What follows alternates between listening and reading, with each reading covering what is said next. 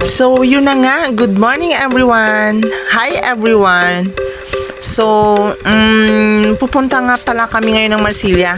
Ano, tara? So, ang una nga namin ginawa, hinatid na nga kami ng kuya ko sa sakayan kung saan kami mag-aantay ng aming sundo papunta ng Marsilya. So, ayan na nga at nakarating na kami sa tinatawag nilang Dakulo kung saan kami mag-aantay ng aming sundo na bangka papunta ng Marsilya.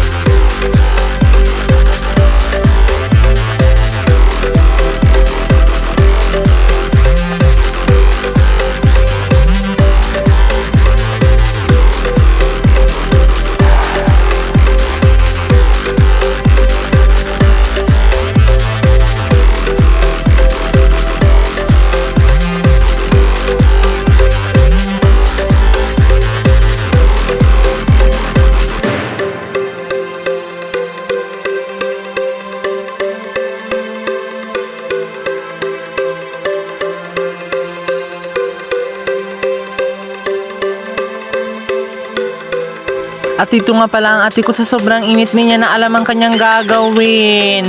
So sa matagal na paghihintay, dumating na nga yung bangka na magsusundo sa amin.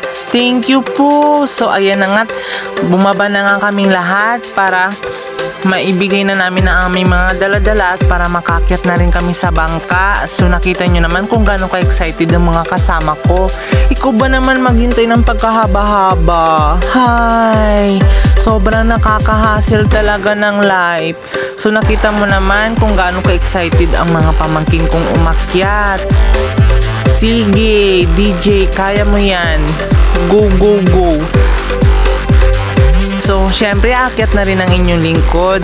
So, umakyat na nga ang iba kong mga pamangkin at maging ang iba kong mga kasamahan, pati ang aming mga dala-dala. So, nakikita nyo naman kung gaano talaga sila ka-excited.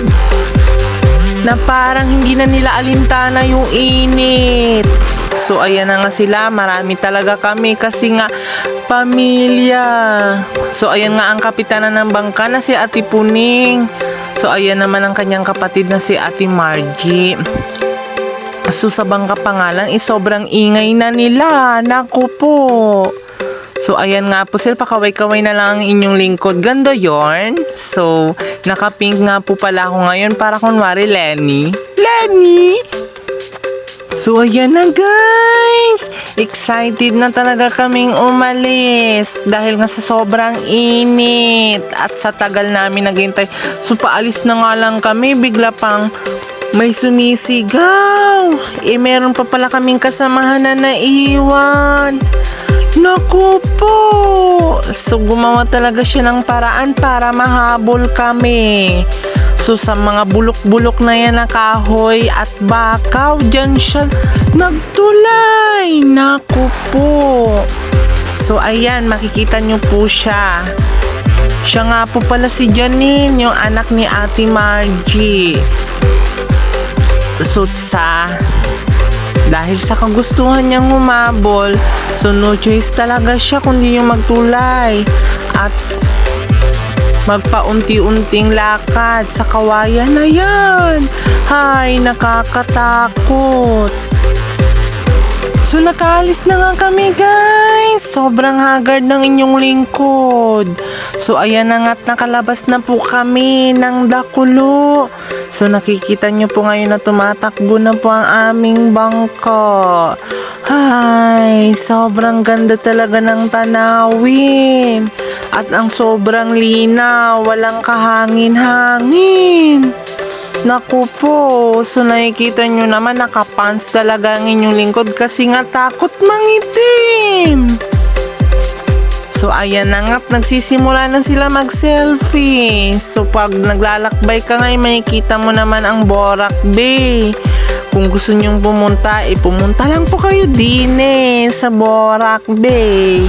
Sobrang saya po dyan at meron po silang floating house. So nakikita nyo naman yung view, ang ganda talaga ng Borac Bay. At ang linaw talaga ng dagat. Minsan mapapawaw ka na lang sa ganda ng nature at ng likha ni Lord. So ayan na nga, medyo nagsimula na yung hangin. Kaya hindi na rin namin alintana yung init kasi nga meron ng hangin. So nakikita nyo naman kung gaano talaga kalinaw yung dagat dito sa Palawan. Bongga yan. So sa mahabang biyahe narating na nga namin yung Marsilia Beach. So excited na talaga lahat bumaba at sinasalubong agad kami ng kuya ko ng video. So binaba na nga namin yung aming mga gamit. So nakikita nyo naman kung gaano talaga kaganda yung Marsilia na hindi nakakasawang balik-balikan dahil nga sa ganda rin ng kanyang white sand and of course sa kanyang magandang tubig, dagat din.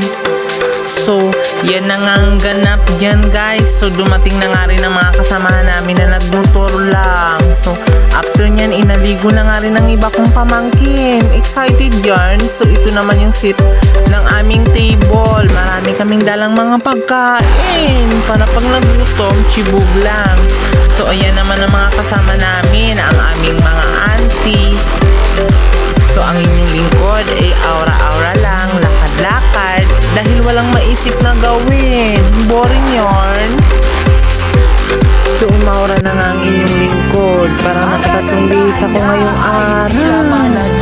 So, syempre, dala-dala ko na nga lahat ng aking mga pang-aura. O, pack, ganun. Aura yarn. Syempre, hindi ko talaga yan papalambasin kasi nga picture is life. So, natapos na nga aming oras sa Marsilia Beach. So, nagyayaan na nga kaming umuwi lahat.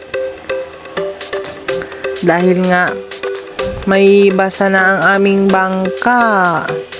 So, ayat na nga, excited na nga rin silang umakyat ng bangka. So, nakikita nyo naman kung gaano talaga sila kasaya at na-enjoy nila yung Marsilia. Dahil minsan lang naman din nila ito may experience sa kanilang buhay. So, may nakita pa nga kaming mga foreigner. So, nakikita nyo naman kung gaano nakahagar lang inyong lingkod. So, ayan na nga kami sa bangkat. Pauwi na kami ng Borac. May nakita pa nga kaming mga foreigner. So, ayan at nakaalis na nga kami. Dahil nga, inaapura na namin dito sa sobrang init ng panahon. So, ayan na nagbiyahe na kami hanggang sa Muli Marsilia. Babalik-balikan ka namin. So, ayan na nga. At ang resulta ng pagiging libas ng bangka ay lakad tuloy kami. Pero masaya naman. Pagod, pero masaya hanggang sa muli.